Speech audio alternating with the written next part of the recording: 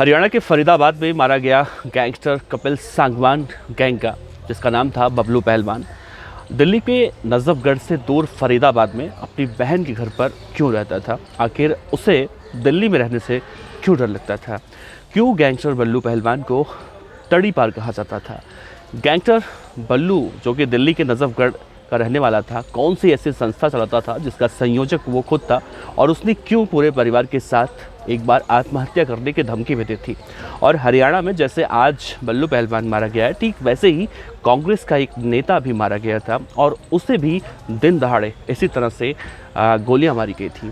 तो कौन था वो नेता? आज की इस खास रिपोर्ट में हम आपको पूरी कहानी बताएंगे, खासतौर से फरीदाबाद हरियाणा गैंग वॉर की। तो इस वीडियो के अंत तक बने रहिएगा। नमस्कार दोस्तों, मेरा नाम है देवनाथ पांडे और आप देख रहे हैं BDF न्यूज़ की क्राइम सीरीज खलनायक, जिसमें हम आपको सुनाते हैं अपराध की दुनिया की छोटी और बड़ी खबरें।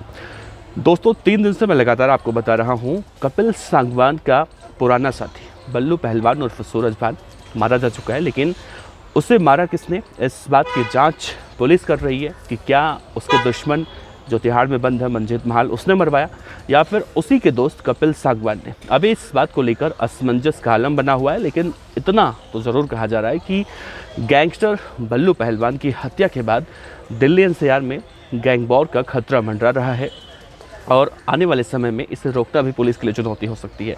दरअसल हरियाणा के फरीदाबाद के सेक्टर 11 में जो गैंग वॉर हुई, इसमें गैंगस्टर बल्लू पहलवान, जो दिल्ली से तड़ी पार था और सिर छिपाने के लिए हरियाणा के फरीदाबाद के सेक्टर 11 में अपनी बहन के यहाँ पर पिछले 6 महीनों से रहकर फरारी भी काट रहा था। उसके बारे में ये बातें अब निकल कर सामने आ रही हैं कि बल्लू पहलवान ने दिल्ली के नजफगढ़ में इतने कांड कर रखे थे कि उसे दिल्ली में आने की इजाज़त नहीं थी। दूसरा, दिल्ली में अगर वो आता तो उसे इस बात का भी डर था कि अगर वो दिल्ली आता है तो उसी के गैंग के बदमाश उसे मौत के घाट उतार देंगे। लेकिन वो शायद इस बात को भूल चुका था कि अपराध की दुनिया में चलाई गई एक एक गोली एक न एक दिन वापस लौट कर तो ज़रूर ही आती है, और वो अपराधी या तो पुलिस की गोली का शिकार होता है या फिर अपने विरोधी गैंग के बदमाशों की गोली का शिकार होता है। और जिस तरह से हम लगातार पिछले 10 दिनों से देख रहे हैं, तो बल्लू तो खैर अपने ही गैंग के बदमाशों की गोली का शिकार हुआ है। जो जानकारी मिल रही है, जब तक जो गैंगस्टर बल्लू को मारने आए थे वो पूरी वारदात जब कर रहे थे, तो वहाँ पर एक CCTV कैमरा लगा हुआ था, सब कुछ वहाँ पर रिकॉर्ड हो रहा था। उस फुटेज में ये दिख रहा है कि बल्लू को महज 8 सेकेंड में 25 गोलियाँ मारी गई थी। दूसरी बात ये भी कही जा रही है कि बल्लू नजफगढ़ में भारत भविष्य फाउंडेशन के नाम से एक अपनी ही संस्था चलाता था, वो उसका संयोजक था। उसने सोशल मीडिया पर उसकी एक पहले वीडियो वायरल हो रही है, जिसमें उसने पुलिस प्रशासन पर कई तरह के आरोप लगाए हैं कि पुलिस परेशान करती है।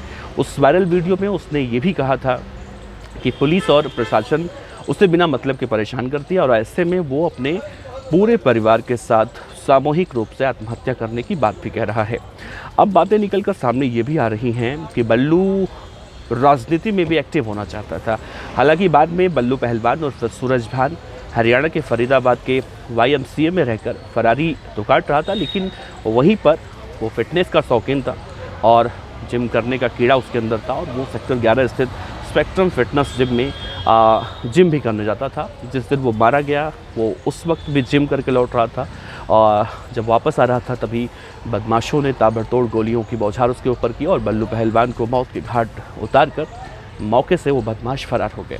इस पूरे मामले में जो जिम का मालिक है, जिसका नाम रोहित है, उसने कहा है कि बल्लू अक्सर 4 से 7 बजे के आसपास आता था। उसका किसी से विवाद चल रहा था और इसीलिए वो टाइम बदल बदल कर जिम में आता था, कभी 4 बजे, कभी 7 बजे, कभी 5 बजे। जिम ट्रेनर के मुताबिक बल्लू रोज़ाना नहीं आता था, लेकिन मंगलवार शाम को जब बल्लू लगभग 5 बजे के आसपास जिम पहुंचा था, इस दौरान 6:30 बजे जब वो जिम करके वापस नीचे उतरा, तभी पटाखे चलने की आवाज़ें आईं। और जब जिम ट्रेनर ने कहा कि जब नीचे झाँक कर देखा गया तो बल्लू पहलवान लहूलुहान हालत में ज़मीन पर पड़ा था। जिम ट्रेनर के मुताबिक बदमाशों ने लगभग 2 दर्जन से ज़्यादा राउंड उसके ऊपर फायरिंग की थी और वहीं पर बल्लू मौत के घाट उतार दिया गया।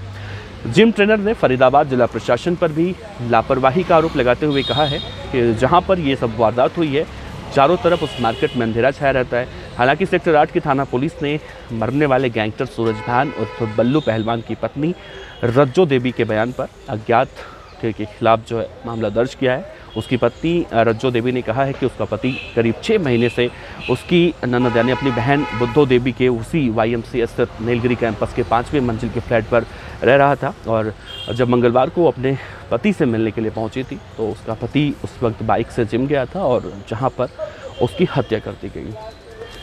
फरीदाबाद के सेक्टर 18 में जब जिम के बाहर जिस तरह बल्लू पहलवान की हत्या की गई है उसी अंदाज में अब से पहले यानी 2019 को 27 जून 2019 का दिन था जब कांग्रेस के प्रदेश प्रवक्ता विकास चौधरी थे, उनकी हत्या हुई थी। उस वक्त विकास अपने घर से निकलकर सेक्टर 9 स्थित जिम के बाहर अपनी गाड़ी को पार्क कर रहे थे, तभी हमलावरों ने दोनों तरफ से उस वक्त भी फायरिंग की थी। विकास चौधरी पर भी 12 से 15 गोलियां उस वक्त मारी गई थी। वो खुद अपनी गाड़ी चलाकर जिम में एक्सरसाइज करने के लिए पहुंचे थे। उनके साथ उस वक्त कोई नहीं था, वो अकेले थे। गोलियां जो लगी थी उनकी गर्दन छाती पर मारी गई थी। हत्या की ये वारदात उस वक्त भी CCTV में कैद हुई थी। विकास रोज़ाना की तरह उस दिन भी सेक्टर 9 की हुड्डा मार्केट में PHC में जिम करने पहुंचे थे और जैसे ही वो अपनी फॉर्च्यूनर कार से नीचे उतरते हैं और पानी की बोतल हाथ में पकड़ते हैं वैसे ही हमलावर वहां पहुंचते हैं और आनन फानन में गोलियां चलनी शुरू होती हैं। हालांकि गैंगस्टर बल्लू पहलवान के मामले में ACP क्राइम अमन यादव ने इस पूरे मामले में कहा है कि इस मामले में पुलिस और क्राइम ब्रांच की टीमें सभी पहलुओं पर जांच कर रही हैं, एक एक बातें जांच पड़ताल की जा रही हैं और जो बल्लू पहलवान है उसका भी आपराधिक रिकॉर्ड खंगाला जा रहा है। फिलहाल पुलिस को मौके से गोलियों के 25 से ज़्यादा खोल मिले हैं। हत्या करने में 2 लोग शामिल बताए जा रहे हैं। आए थे बाइक से, भागे थे कार में। हत्या के बाद आरोपियों को पकड़ने के लिए पुलिस कई जगह दबिश दे रही है।